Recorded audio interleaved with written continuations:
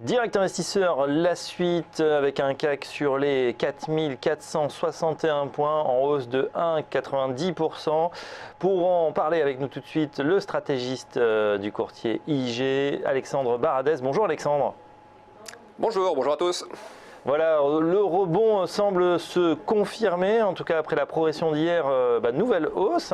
Ça commence on commence à rattraper en tout cas ce début d'année assez catastrophique. La question c'est est-ce que ça va durer? Sur le plateau en tout cas de TV Finance, les analystes qui se succèdent sont plutôt baissiers. Ils préviennent attention, les shorts pourraient reprendre la main. Est-ce que c'est aussi votre avis, Alexandre? Oui, je pense. Je pense qu'aujourd'hui, en fait, alors je pense effectivement qu'il est beaucoup trop tôt pour dire que c'est le début de la hausse. En fait, on va déjà commencer par là. C'est-à-dire qu'effectivement, il faudrait qu'on ait un CAC qui revienne, notamment au contact de ces moyennes mobiles daily, les 50 et les 100, qui repasse au-dessus d'anciens retracements techniques de Fibonacci. Il y en a un d'ailleurs que je vous ai mis à l'écran pour bien voir les zones techniques. Donc, tant qu'on est sous ces niveaux-là, si vous voulez, pour moi, il n'y a pas de signal de changement de tendance. Même si le rebond est assez puissant par rapport à une zone qui, elle, est tout aussi importante. Souvenez-vous que le rebond est apparu, vous l'avez à l'écran là, cette oblique que vous avez sur l'écran. Elle part de 2012, elle passe par le plus bas de 2014 ensuite, et le marché est venu se poser dessus avant de rebondir. Donc c'est une très ancienne zone de support que le marché est en train de tester. Donc même si rebondissait de 2,5 ou 3% sur cette zone-là, ça ne signifie pas pour autant que le marché est en changement de tendance. Mais c'est suffisamment important en revanche, et c'est le message qu'on donne également depuis quelques jours, pour dire attention, la baisse a été très prononcée pendant quelques jours, le marché se stabilise depuis 2 jours, c'est bon de se mettre un petit peu en retrait, d'observer plutôt le rebond, et à ce moment-là, si le marché commence à venir rechercher la zone support, donc pour moi c'est 4280, 4270, si on retombe là-dessus, là à ce moment-là effectivement je pense qu'il y a une opportunité d'aller chercher plus bas, d'aller chercher une zone au moins déjà 4220 points, je pense qu'on pourrait même tenter l'incursion sous les 4200 points, vous voyez. Donc dans ces conditions-là, oui, vous voyez, pour réopérer sur un retest du support pour chercher la cassure. Pour l'instant c'est une zone un peu de flottement, je pense qu'effectivement qu'il peut appeler à d'autres mouvements correctifs, mais attention, souvenez-vous ce qui s'est passé en octobre dernier, on avait un mouvement un peu similaire, le marché avait fortement baissé et c'était repris assez sensiblement. Donc attention de ne pas surpondérer non plus, c'est en tout cas mon opinion, sur les zones actuelles, plutôt attendre qu'on recherche le support et là effectivement chercher la rupture et aller viser au moins 100 à 150 points plus bas. Du côté des États-Unis, maintenant, Alexandre, c'est vrai que là aussi on s'est fait des frayeurs. Est-ce qu'on se stabilise actuellement ? Alors, ce qu'on voit en fait, c'est que le mouvement, il faut bien voir d'où il vient ce mouvement, et notamment cette accélération de ce matin. On a une balance commerciale en Chine qui était meilleure qu'attendue, clairement. C'était une très bonne surprise. On est plus de 60 milliards au niveau de la balance commerciale. Le chiffre précédent, c'était plutôt de l'ordre de 50 milliards, 54 milliards de mémoire.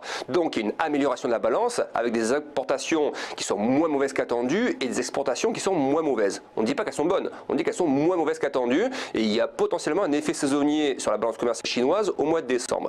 Donc, ça veut dire quoi? C'est-à-dire que pour l'instant, le marché rebondit sur une stat mensuelle de la Chine, donc sur un seul mois, mais où le tableau d'ensemble de cette zone économique pour l'instant, avec les émergences alentours également, n'est pas forcément toujours changeant, si vous voulez. Donc il suffirait d'un mauvais chiffre, un PMI par exemple, ou autre chose, sur le yuan, une décision de banque centrale en Chine, pour que le marché retombe. Donc c'est ça qui me fait dire que, effectivement, même côté US, le rebond pour l'instant, il est beaucoup trop proche des supports, si vous voulez, pour considérer que ça y est, on est en train de repartir sur un rallye haussier. Je pense que c'est également une zone un petit peu plus d'observation maintenant que l'on a. On a déjà beaucoup baissé, on a été très baissier nous fin décembre et tout début janvier, donc on a bien exploité la phase de baisse. Pour moi on arrive sur des niveaux qui obligent à se mettre un petit peu en retrait parce qu'effectivement depuis 2-3 jours ça se stabilise un peu, mais ça ne veut absolument pas dire qu'on n'ira pas rechercher plus bas. Mais je pense que le timing opératoire est intéressant quand on va rechercher les zones de déclenchement. Sur le dos par exemple, je ne sais pas si vous l'avez à l'écran actuellement, c'est la zone 16002. Vous voyez, tant qu'on est au-dessus pour l'instant je pense qu'il faut rester en dehors du marché, et ensuite dès que le marché vient percuter à nouveau le 16002, vous voyez qu'il y a une ligne droite ensuite pour taper la zone des 15 890 points, donc 300 points de plus. Donc je pense que voilà, ce timing est à respecter parce que ce rebond, dans le cas le plus extrême, mais il ne faut pas l'écarter ce cas-là, ça peut ressembler à ce qui s'est passé, souvenez-vous, au mois d'octobre, fin septembre, début octobre, le marché touche un point bas, on pense que ça va casser plus bas, et puis un énorme rallye qui se dessine. Donc je ne dis pas que c'est ce qui est en train de se produire, je ne le pense pas, mais je pense que le rebond est suffisamment, depuis 2 jours, en tout cas se tient un petit peu pour rester méfiant, et moi j'attendrais plutôt le momentum, c'est-à-dire le moment où le marché retombe, pour chercher à ce moment-là la cassure et viser 300 points plus bas sous les 16 000 points. Ce qui nous manque peut-être, et beaucoup d'analystes nous l'ont commenté sur le plateau, c'est cette fameuse journée de capitulation où vraiment on a cette mèche très basse, où vraiment c'est les haussiers jettent l'éponge, c'est les baissiers qui prennent la main. On ne l'a pas eu finalement cette séance, et c'est ça qui manque pour peut-être signer le rebond, enfin.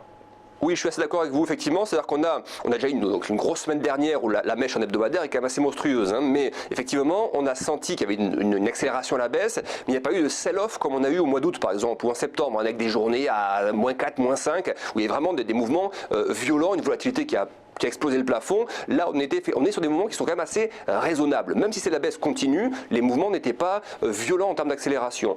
Ça peut peut-être arriver, alors je prends un cas concret, regardez hier soir par exemple, on a eu les stocks API de pétrole. C'est l'estimation qui tombe la veille des chiffres du département de l'énergie aux États-Unis.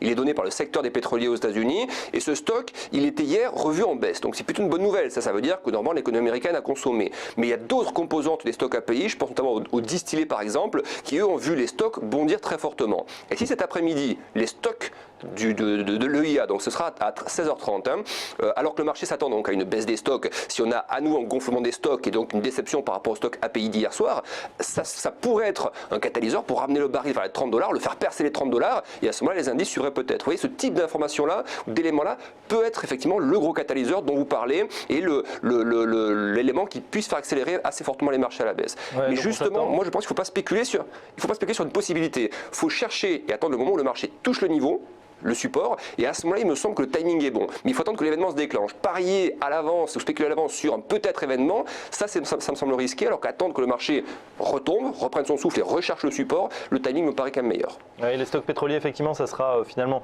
le gros chiffre de cet après-midi, c'est à 16h30 effectivement. On a également ce soir la publication du Beige Book sur l'état de l'économie à 20h. Là, on attend quand même moins d'impact que le chiffre du pétrole. Oui, alors effectivement, le Beige Book, c'est une photographie de l'économie américaine, donc ça donne un sentiment. C'est moins puissant que les minutes, par exemple, mais on ne sait jamais. Le Beige Book, si à un moment donné, on sent qu'il y a effectivement des composantes économiques qui apparaissent très visibles, qui s'améliorent de manière un peu sensible, qu'on n'aurait peut-être pas vu jusqu'à présent, même si on suit de ça de très près, mais vous voyez, ça peut être un élément effectivement qui ravive un petit peu les craintes sur le nombre de hausses de taux en 2016. Donc le Beige Book il est intéressant pour ça, pour avoir la température de l'économie américaine. C'est moins fort qu'une réunion de la Banque centrale évidemment, c'est moins fort que les minutes de la Fed, mais ça reste un élément d'appréciation économique, donc quand même surveiller ça d'un œil malgré tout. On a un dernier graphe, c'était le S&P 500, on en a déjà un peu parlé. Là aussi, qu'est-ce qui est le plus suivi en fait chez IG, chez vos clients Moi, je fais beaucoup de S&P parce que c'est vraiment l'indice moteur, si vous voulez. Le S&P, c'est le plus capitalisé, donc c'est vraiment l'indice de référence. C'est pas forcément le plus traité, mais c'est l'indice pour moi de référence. Et ces mouvements qui dessinent sur le S&P, vous avez une corrélation qui est très très bonne avec le Dow et le Nasdaq. Donc ce qu'on dit sur le S&P, effectivement, ça a souvent, en termes d'analyse, valeur d'analyse pour les autres indices américains également. Et l'analyse est la même donc, pour le Dow, si vous voulez. C'est-à-dire qu'en gros, pour moi, on est à 1945-50 là ce matin sur les futurs. On était hier soir quasiment à 1900 à nouveau, pas très loin.